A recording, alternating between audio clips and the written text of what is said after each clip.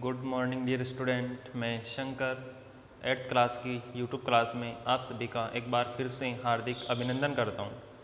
हम पढ़ रहे थे एक्सरसाइज 3.3 जिसमें हमने पिछली क्लास में क्वेश्चन नंबर 7 तक कर लिए थे। आज हम बात करने जा रहे हैं क्वेश्चन नंबर 8 की। तो देखो क्या है 8 नंबर का क्वेश्चन। क्वेश्चन नंबर 8 है, निम्न आकृतियों GUNS और RUNS समांतर चतुर्भुज है, अक्ष तथा y ज्ञात कीजिए। देखो हमारे पास दो क्वेश्चन है इसके अंदर। फर्स्ट करवाता हूं मैं पहले। फर्स्ट क्वेश्चन है हमारे पास इस प्रकार का।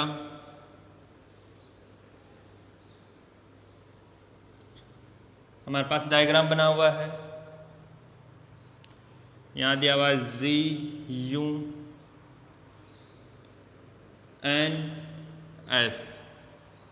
इसका मान दिया हुआ 3y - 1, इसका मान दिया हुआ 18, इसका मान दिया हुआ 3x और ऊपर का मान दिया हुआ है 26। तो देखो 3x बराबर 18। अब 3x 18 के बराबर क्यों हुआ? वैसे तो मेरा बताया हुआ तुम्हें पता होगा कि जो समांतर चतुर्भुज होता है उसकी जो आमने सामने की भुजाएं होती है वो एक तो समांतर होती है, समांतर होने के साथ लंबाई में भी बराबर होती है। तो क्या लिखूंगा? समांतर चतुर्भुज की सम्मुख भुजाएं बराबर होती है।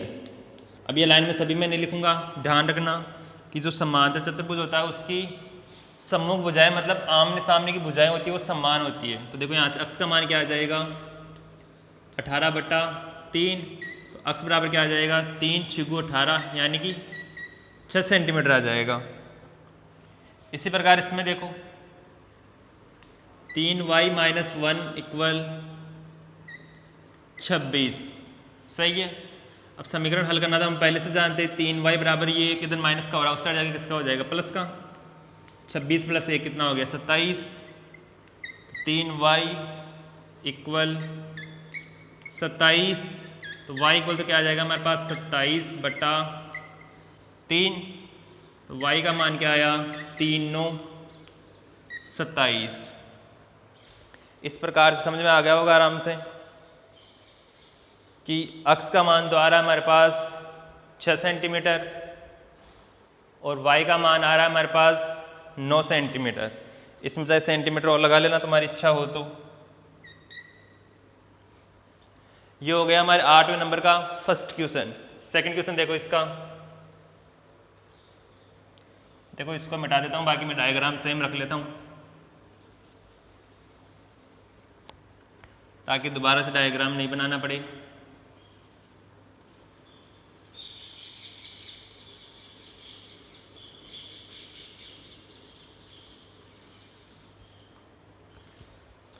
सेकंड देखो इसका। सेकंड में हमारे पास विकर्ण भी खींचे हुए इसके। ठीक है। नाम है अपने पास RUNS।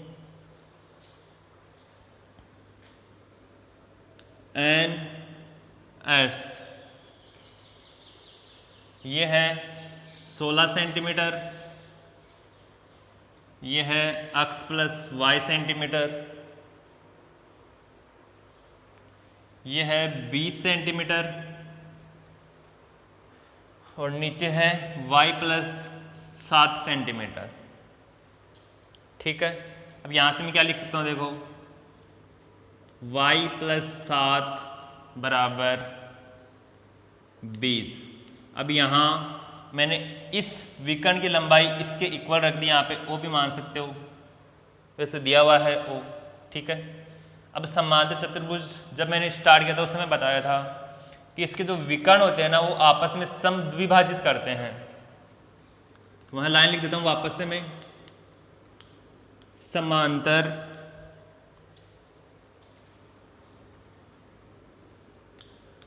चतुर्भुज के विकर्ण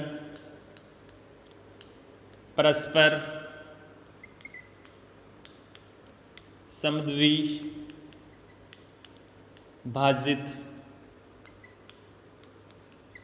करते हैं। अब समझ में आ गया होगा कि ये बराबर क्यों हो रहे हैं, क्योंकि समांतर चतुर्भुज के जो विकर्ण है, ये वाला भी विकर्ण है इसका, ये वाला भी विकर्ण है, ये यहाँ पे प्रतिच्छेद कर रहे हैं, तो ये जो दोनों साइड के होंगे ना ये बराबर होंगे। इसका मतलब ये होता है समद्विभाजित का मतलब होता है समान दो भागों में। तो y इक्वल क्या आ जाएगा हमारे पास 20 माइनस 7, y इक्वल क्या आया हमारे पास 13 सेंटीमीटर। सेकंड देखो इसका, इसके बारे में क्या लिखूंगा, x plus y equal 16। x का मान हमने निकाला नहीं है, y का मान हमने पहले से निकाल लिया, 13 है, 13 बराबर 16। तो x बराबर क्या आ गया 16 माइनस 13। तो x का मान क्या आ रहा है 16 में से 13 माइनस किए तो 3। अच्छा क्वेश्चन है, दोनों क्वेश्चंस में हमारे अलग अलग तरीका लग रहा है, हमें मान तो सेम x और y का ही ज्ञात करना है, लेकिन तरीका थोड़ा सा डिफरेंस है। एक में भुजाओं वाला नियम, गुण, प्रॉपर्टीज लग रही है एक तरीके से, और सेकंड में हमारे जो विकर्ण होते हैं इसके डायगोनल बोलते हैं शायद विकर्ण को, उसकी थ्योरम लग रही है। आगे देखो क्वेश्चन नंबर 9। क्वेश्चन नंबर 9 थोड़ा सा अच्छा क्वेश्चन है और समझने में लगता है थोड़ी सी जटिलता हो सकती है तुम्हारे लिए समझना, फिर भी कोशिश करना, देखो समझ में आ जाएगा।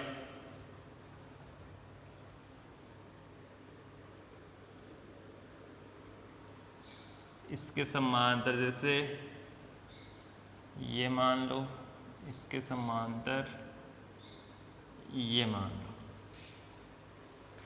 इसका नाम देखो यहाँ दिया हुआ है K R I C O X, इसका मान दिया हुआ है 70, ऊपर है F के यहाँ पे E है, ये वाला हो गया S। हमें देखो मान याद करना है हमें अक्ष का, K का मान भी दिया हुआ हमें 120 डिग्री, ठीक है, यहाँ तक कोई दिक्कत नहीं होनी चाहिए तुम्हारे। अब देखो ये अक्ष है तो ये भी अक्ष ही होगा।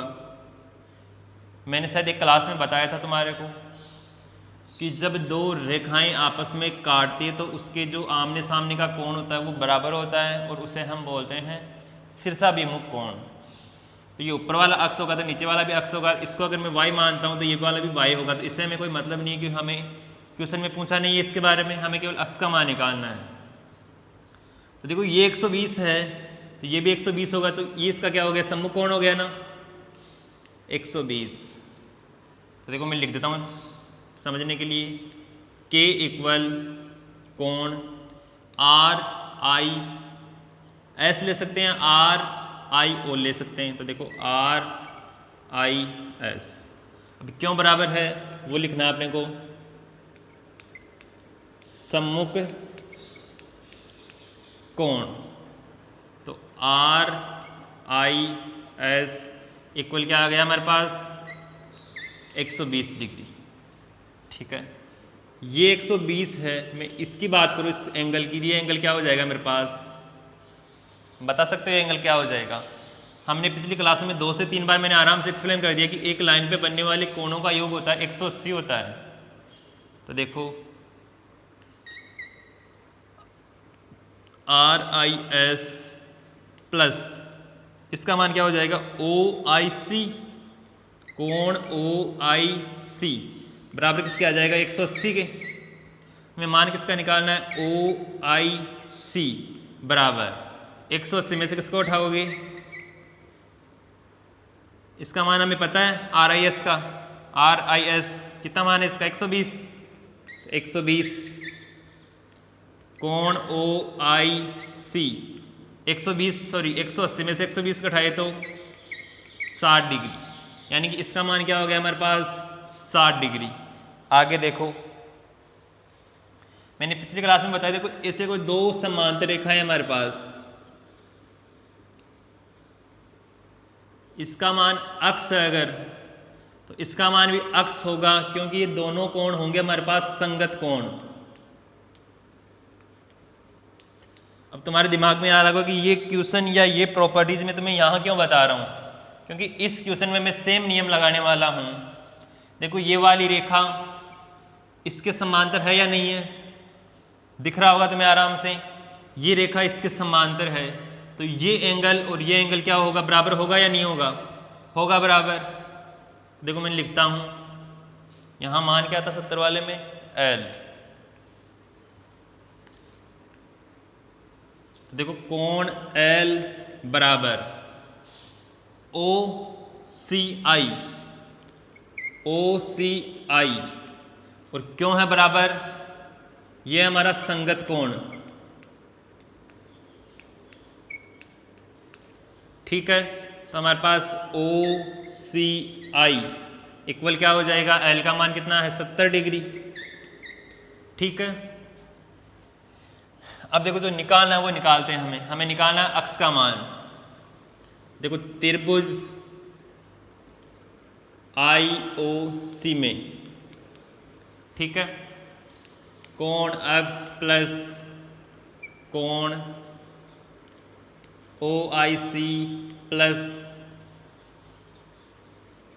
OCI,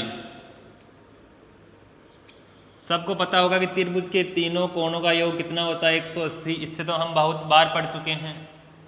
देखो अक्ष प्लस OIC का मान कितना आया हमारे पास, OIC 60 डिग्री है, प्लस OCI का मान कितना आया 70 डिग्री, बराबर किसके आएगा 180 के। देखो अक्ष प्लस 60 और 70 कितने हो गए 130 बराबर 180, तो अक्ष बराबर क्या आ गया 180 माइनस 130, तो अक्ष बराबर 180 में से 130 को घटाओगे तो क्या आएगा 50 डिग्री। और हमें अक्ष का मान ही निकालना था।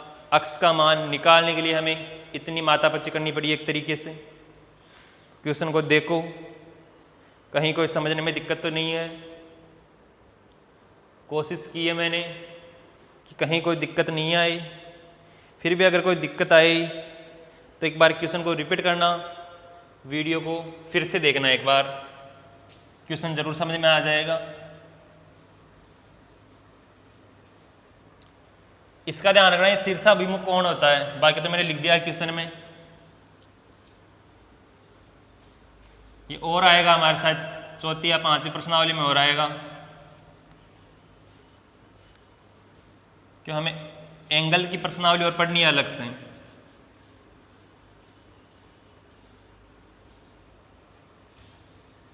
ये तो हमारे पास जो चतुर्भुज है उसी के अंदर एंगल पढ़ रहे हैं हम। आगे देखो क्वेश्चन नंबर 10। क्वेश्चन नंबर 10 है, बताइए कैसे यह आकृति एक समलंब है, इसकी कौन सी दो भुजाएं समांतर है।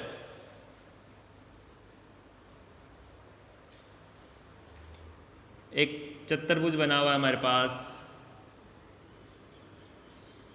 इस प्रकार का ही है, इसका एंगल है 100 डिग्री, ये है 80 डिग्री। L M N और K। तो देखो, अगर हमें बताना हो कि कौन सी दो भुजाएं समांतर है, उसके लिए हमें इसके आसन कोणों का योग करना होता है। और अगर आसन कोणों का योग हमारे पास 180 डिग्री आ गया ना, तो हम बोल सकते हैं कि ये समांतर भुजाएं हैं। समांतर चतुर्भुज मत बोलना यहाँ पे, केवल समांतर भुजाएं हैं, क्योंकि हमने ऐसा पढ़ा है कि जो समांतर चतुर्भुज होता है उसकी जो समांतर भुजाएं होती है ना, उसके जो आसन कोण होते हैं वो क्या होते हैं, 180 के होते हैं या संपूरक होते हैं। अब समांतर में क्या होता है, कैसे भी कर लो इनको, क्योंकि उसमें चारों भुजाएं समांतर होती है, इसमें केवल 2 भुजाएं समांतर है, वो कौन सी वो चेक करना है हमें। देखो कोण M प्लस कोण I, सॉरी L है यहाँ पे, देखो कोण M प्लस L बराबर 100 प्लस 80 बराबर 180। अब मैं केवल एक ही लाइन लिखूंगा, आसन कोणों का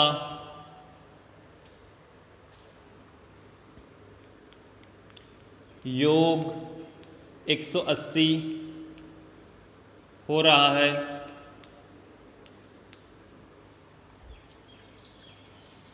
अतः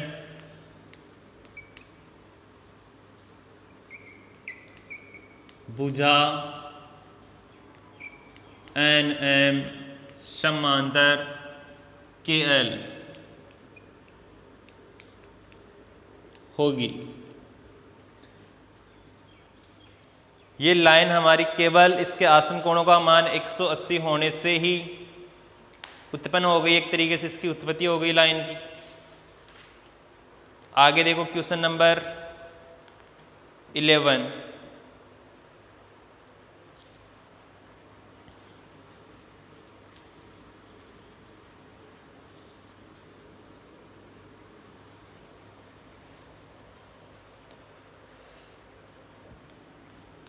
क्वेश्चन नंबर 11 हमारे पास, दी गई आकृति में कोण C ज्ञात कीजिए, AB समांतर DC है। तो देखो इस प्रकार से हमारे पास एक चतुर्भुज बना हुआ है, इसका मान दिया हुआ है 120 degree, C B A D, हमें दिया हुआ है AB समांतर है DC के, AB समांतर है DC के, मतलब ये भुजा इसके समांतर है। अभी जस्ट पिछले क्वेश्चन में हमने पढ़ा है कि जो भुजाएं समांतर होती है उसके आसन कोणों का योग क्या होता है, 180 डिग्री होता है। हमें C का मान ज्ञात करना है, तो देखो कोण B प्लस कोण C बराबर 180 डिग्री, यहां लिख देता हूं। देखो क्योंकि आसन कोणों का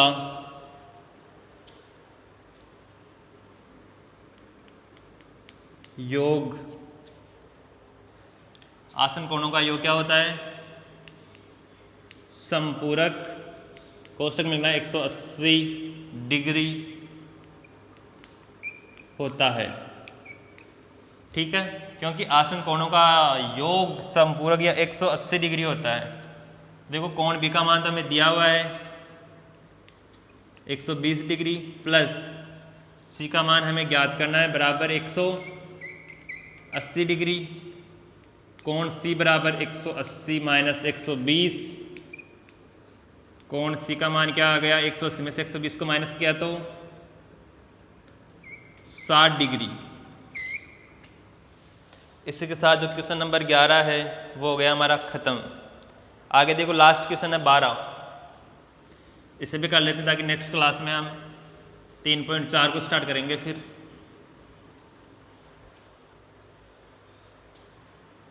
आगे देखो इस प्रकार की आकृति बनी हुई है हमारे पास,